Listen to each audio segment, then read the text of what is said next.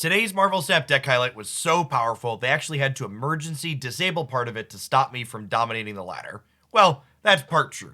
Kitty Pryde has had a number of bugs with her release, one of which is pretty critical in that it's actually causing people to disconnect from the server and not be able to get back in to play more games for sometimes as long as an hour, which is obviously a pretty game-breaking bug. Thankfully, they at least had the foresight to add the ability to temporarily disable a card to the client, so she has been disabled. That being said, this build was a ton of fun, and it's doing a lot of the things that I like to do in Marvel Snap, so it's definitely one I'm looking forward to working on more and wanted to share with you today, and that is this Daredevil Titania take on Kitty Pryde. So we're using Kitty Pryde as a kind of Sunspot-esque role, where she kind of smooths out our curve utilizing extra mana in key spots where we might not want to be spending it, but she also has great synergy with the number of cards in our deck. She powers up Angela consistently, she sends Titania across the board, she's able to add large stats underneath the Goose, just doing a lot of the things this deck is really interested in doing. The control deck aspect of what we have going on here is largely location control. We have Goose, like I just mentioned, to dictate where our opponent can play large things. We have Daredevil, who in tandem with Spider-Man can lock out our opponent in key portions of the game. In addition to Titania hopping across the board, we have Green Goblin as well that can catch our opponent off guard and clutter up their board state in key spots. This deck is also leveraging another of Marvel Snap's most recent releases in the Teenage Warhead here, who is quite powerful in tandem with Daredevil. If we have priority going into that 5th turn, we can play the Warhead out to the board, blowing up whatever large play they were going to make and setting them pretty far behind. Feels like a proactive Shang-Chi in a lot of spots, and one that can blow up a Red Skull through a Cosmo, which is quite good. At any rate, I hope you enjoy the game highlights that I have for you today. I think they do an excellent job of showcasing not only Kitty Pryde, but also Teenage Warhead and how she works well in tandem with Daredevil. If you enjoy what you see, snap that like button and stop back in again tomorrow for another highlight here on YouTube.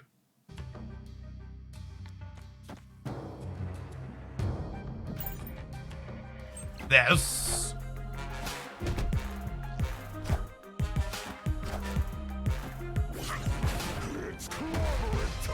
Titania plus Kitty Pryde is incredibly unfair, chat.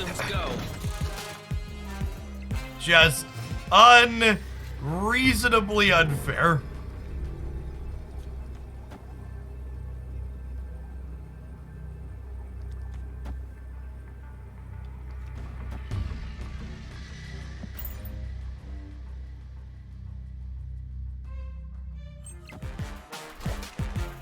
Did I do these in the wrong order?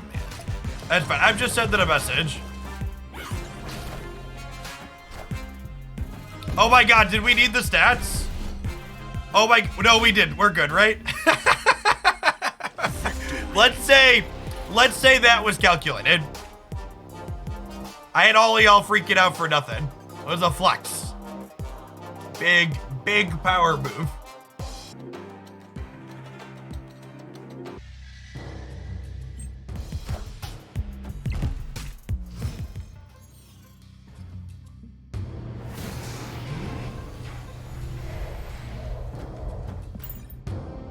Shadowland's annoying, but not the end of the world here.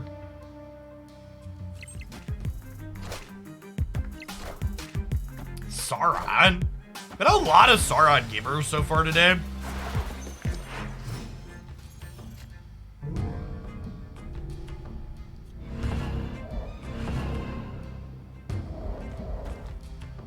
I'm gonna play out hard over here on the left to try and maintain priority going into this next turn so we can catch something with Warhead on 5.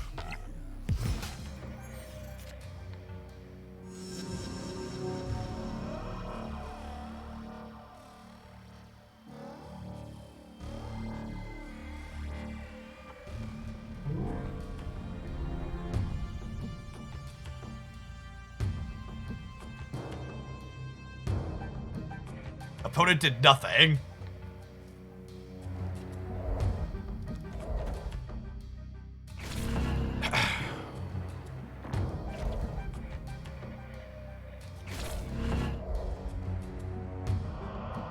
I think I do this to cut them off of Arnim Zola, right?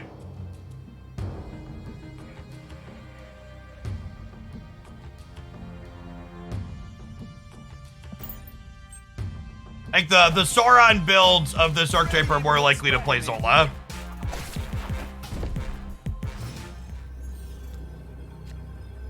So we'll do that to cut that off, and then we'll go Kitty into Warhead over here, and then we'll play Lizard left for tiebreaker.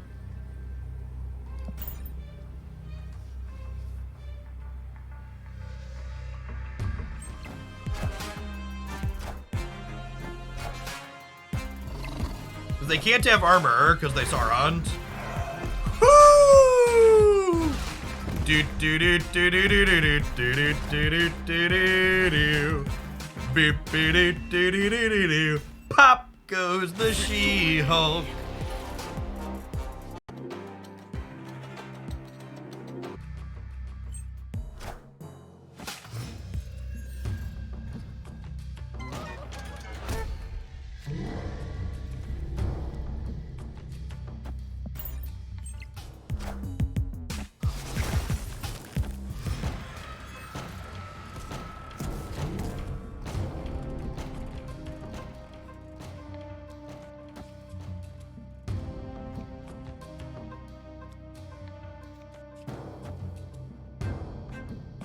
Yes?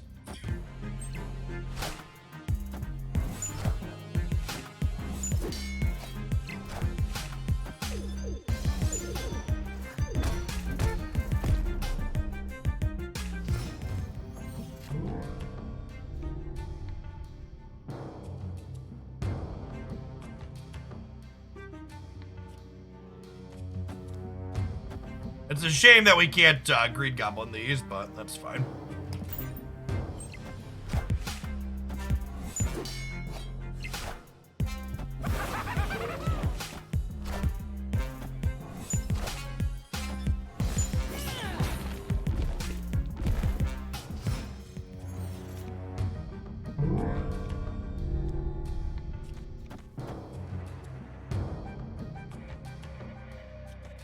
You're just playing this here for stats? Yeah, Titania definitely makes this board a little messy. That's accurate.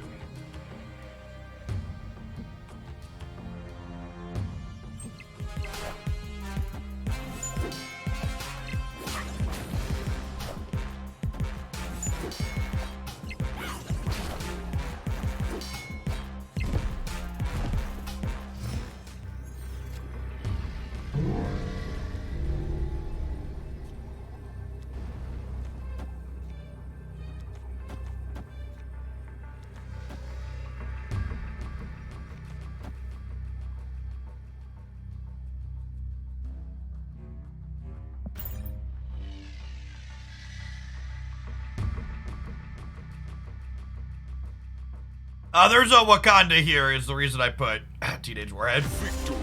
Yeah, Kitty just goes absolutely crazy with Sinister London.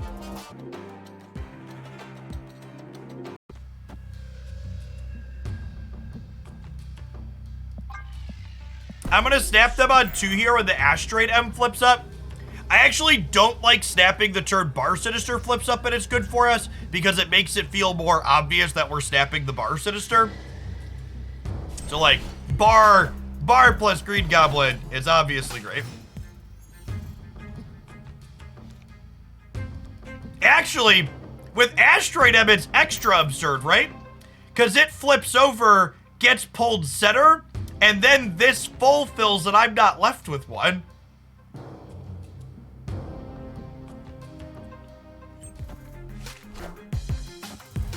It's actually insane. Oh, does the Asteroid M not happen until after these flip? The location's gonna happen left to right? I'm pretty sure the original Green Goblin ends up in. Okay, that didn't happen in the order that we wanted it to. I wonder if this happens in the other order, I wonder if it happens in the other order if what's it called? If these are switched orders. Like if it's Asteroid M and Bar Sinister.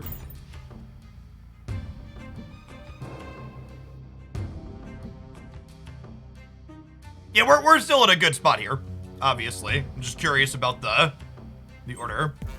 Is there no YouTube video today? I've been experimenting with publishing the YouTube videos a little bit later to see what it does in terms of veterans overall.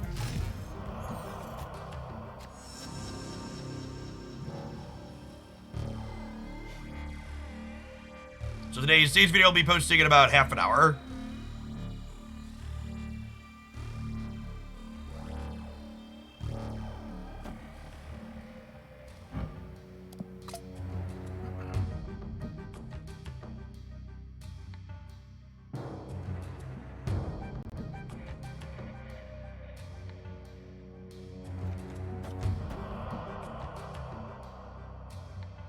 I think we do this.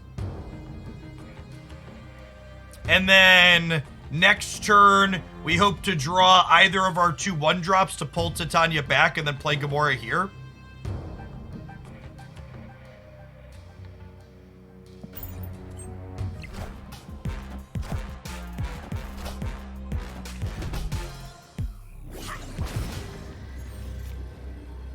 Perfect. We're 50% to hit a 1-drop there. We had Kitty Pryde and Iceman in the deck.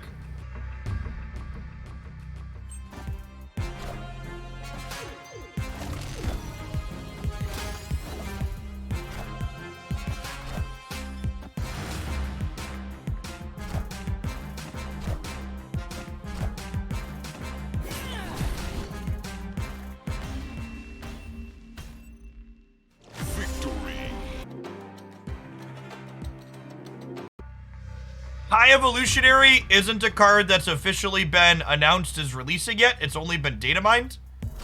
And they didn't decide to make Kang publicly a permanent Series 5 card until right before it released. So I imagine even if High Evolutionary is going to be a permanent Series 5 card, we won't know for a long while yet.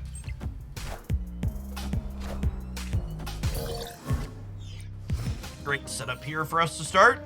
Big House is decent for us. Even Jotunheim's okay if we could draw a Green Goblin.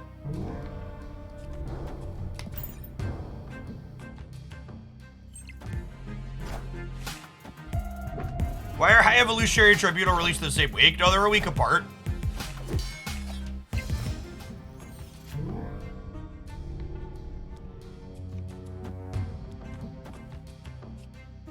Do I Fister or do I think we do this actually? I want Daredevil for turn 5.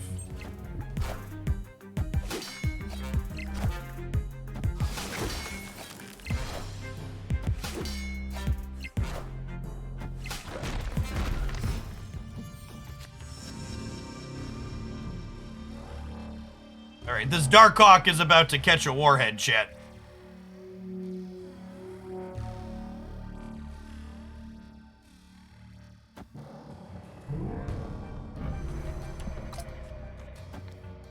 Dino also qualifies. Get out.